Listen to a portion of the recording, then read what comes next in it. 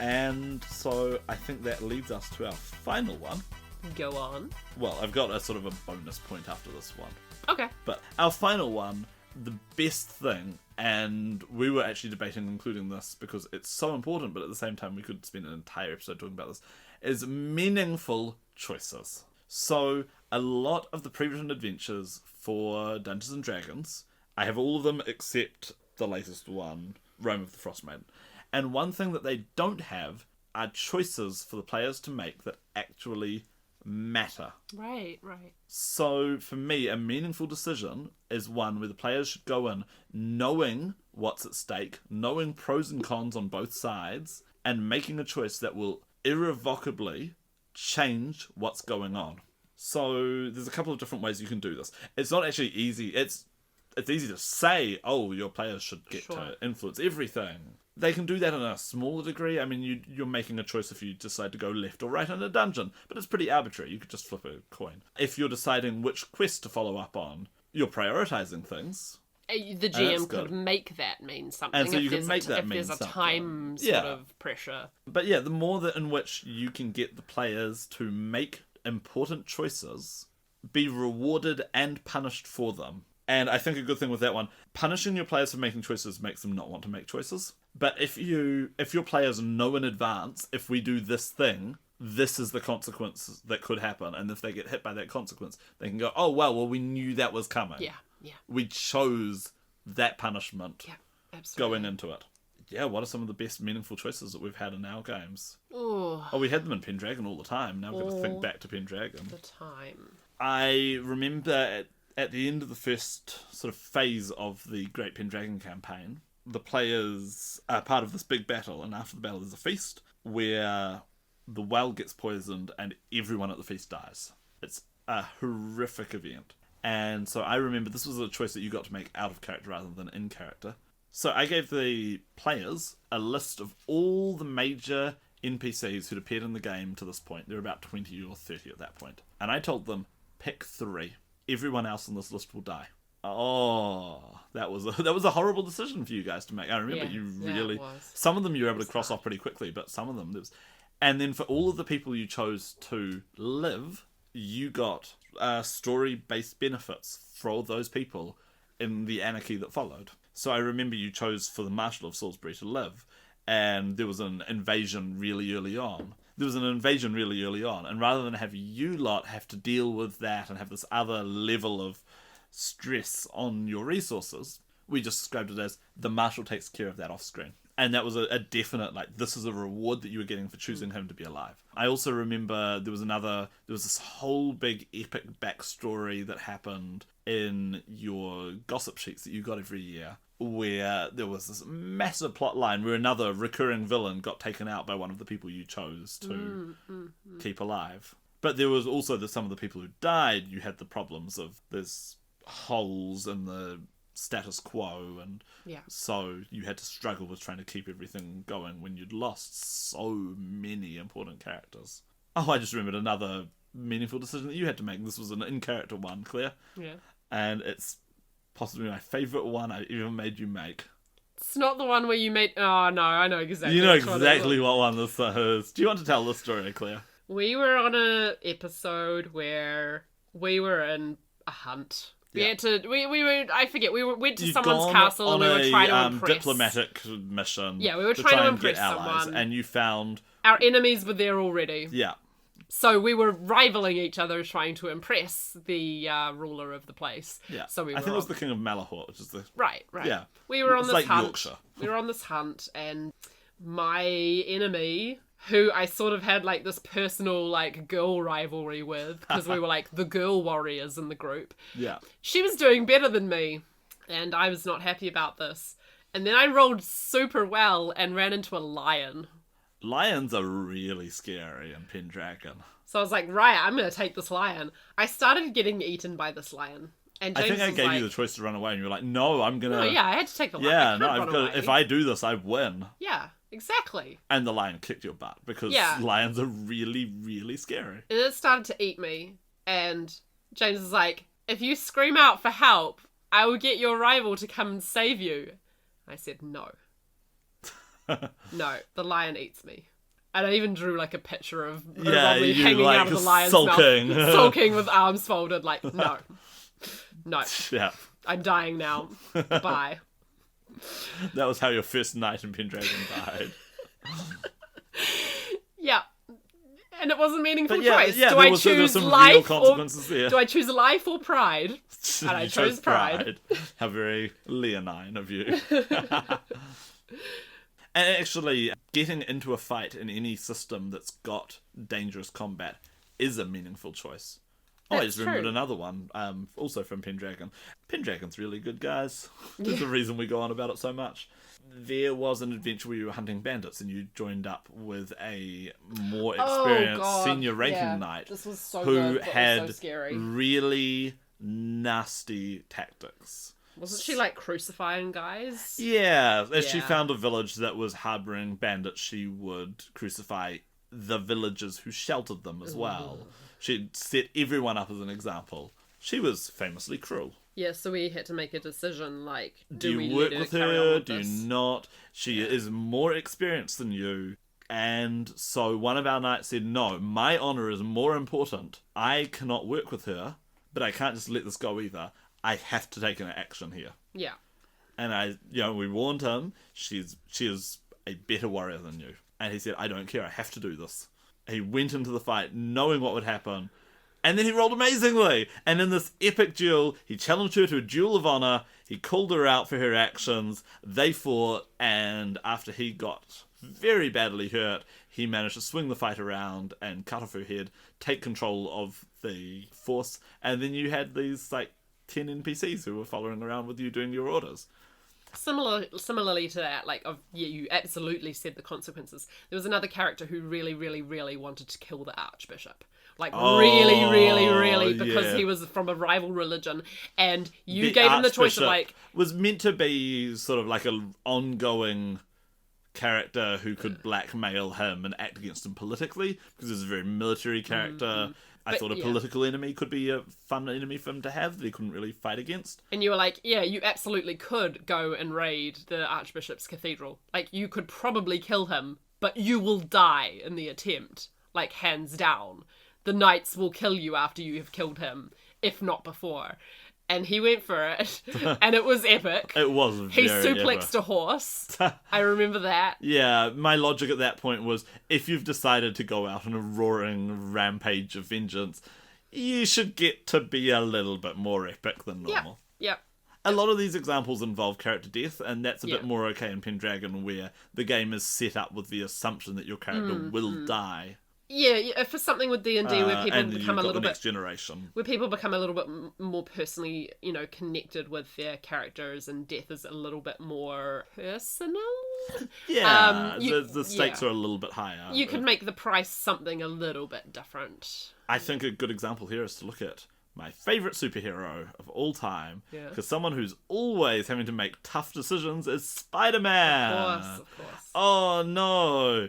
Do you go and deliver the medicine to Aunt May, or do you fight the Green Goblin? But yeah, just about every single Spider-Man comic is about the conflict that he feels between being Oh, yeah, Peter absolutely. Parker and Spider-Man, and the choices that he has to make as a result. I mean, even just even day to day, get to the date with MJ on time, Yeah, or and- stop this mugging. And so he's constantly having to let down everybody in his life. Everybody thinks that he's a flake, that he's a disappointment, because he's chosen to prioritize the greater good over the personal good.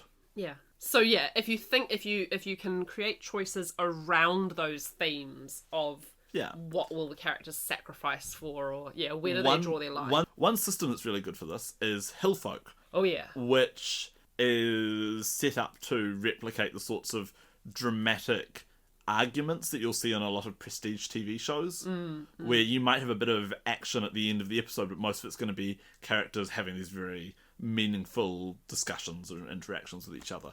In that, your characters have to choose two dramatic poles. This is something we talked about way back in the episode about how to make better characters. And so if you've got characters who have these dramatic poles, these central conflicts, giving them choices that tie into those central conflicts are something that they're going to be really motivated about. Another thing that I like to do, so for these choices, it can be quite hard to just sort of throw them in all the time. So here's my sort of tips. On the adventure by adventure level, my favourite way to give the players meaningful choices is to create a situation that's going on and then just throw the players into it and just see what happens. And I feel if I know what's going on in the basic situation before the players wander in, it's very easy to sort of improv out from there. So just for an example, in my current game, there are some powerful fairies who are pretending to be gods who've just come back. And the players had to deal with a brewery where the two brewers were ritually sacrificing people as a blood offering to one of these fairy gods. Yikes. In order to get better alcohol, which is kind of taking things from mythology and legend and just making them a little bit more extreme. So I went into this knowing who the people were who were responsible for the disappearances. I went into this, I planned out some clues.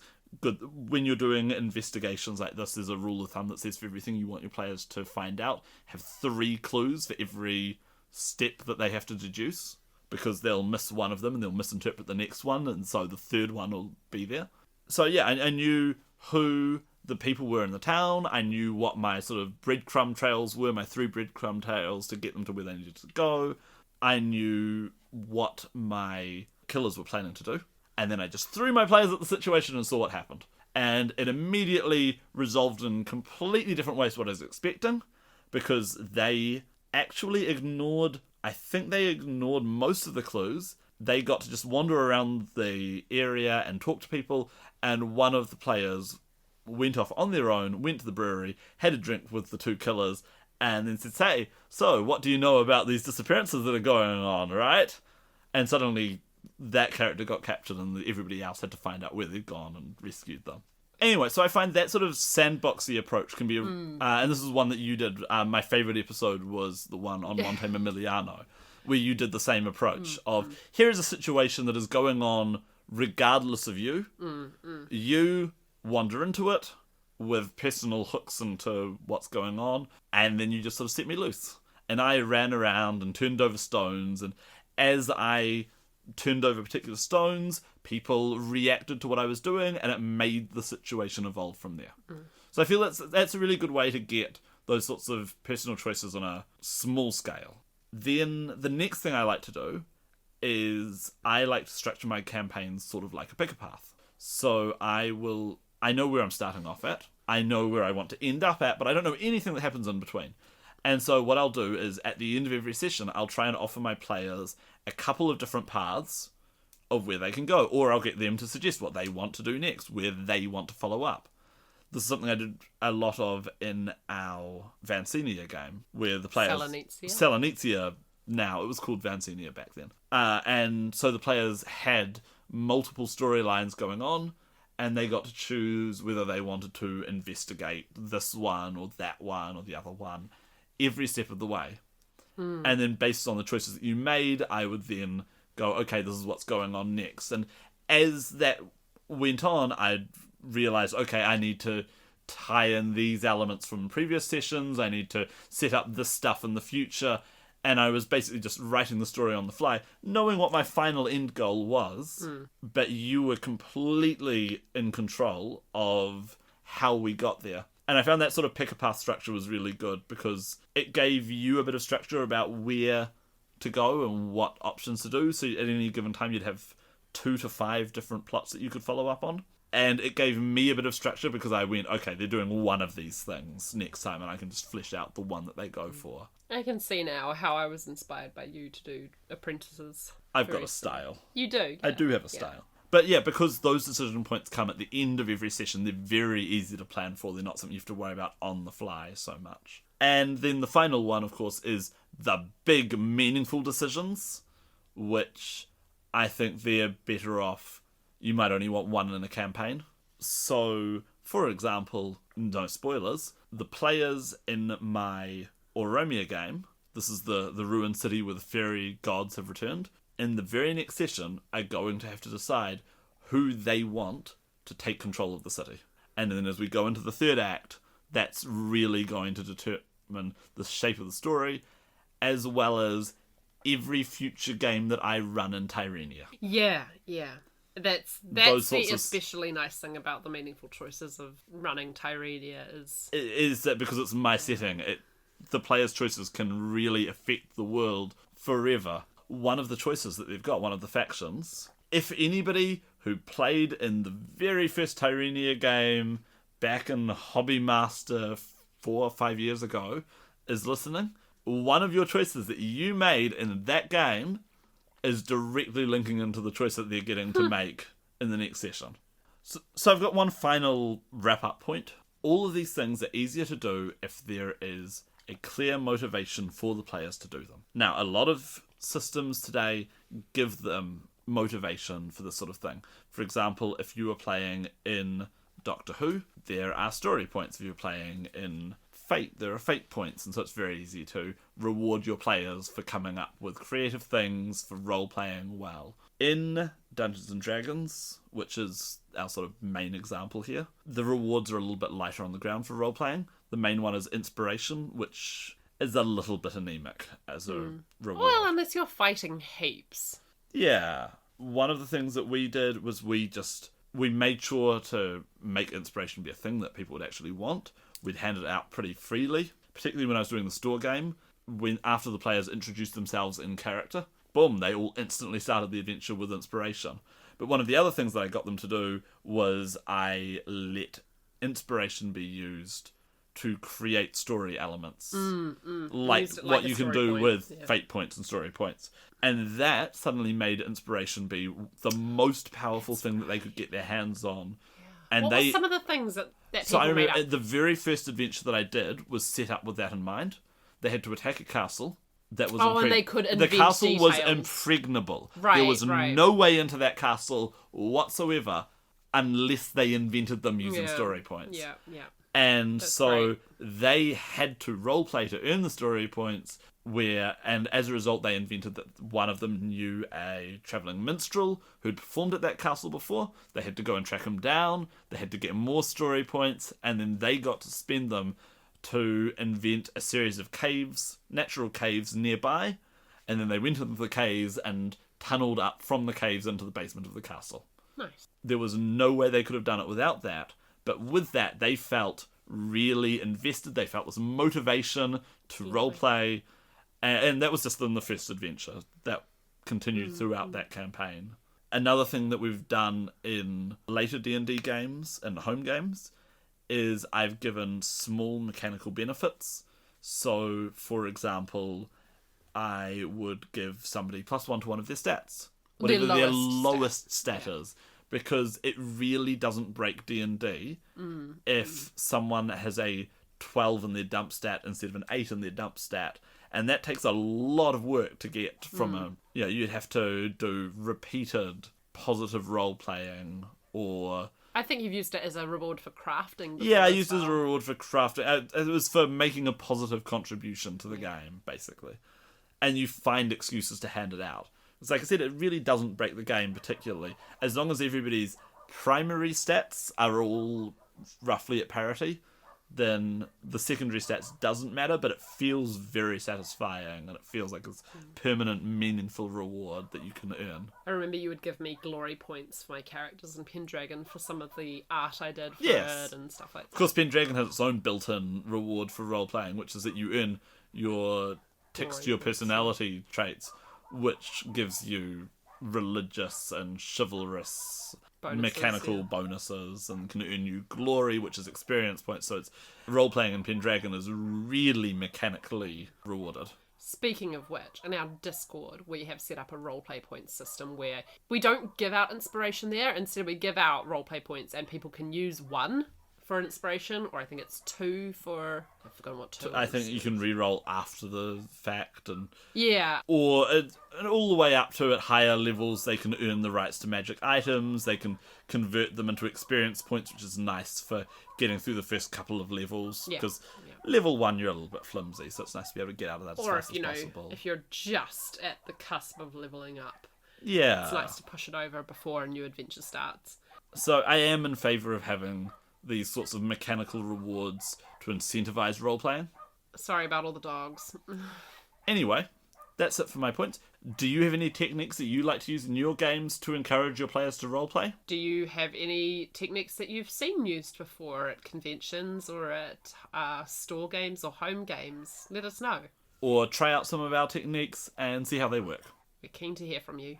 You can join us on our Discord or follow us on Facebook, Instagram, Twitter. Why not support our Patreon and Why get not? access to bonus content? Bonus content such as podcast episodes before everyone else or things.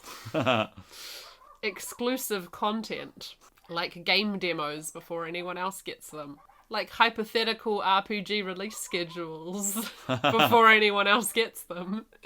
Alright. And getting to request topics that you want us to cover. Yeah. I think we're done here. Alright, we'll see you in another fortnight. Thanks for listening. And keep gaming!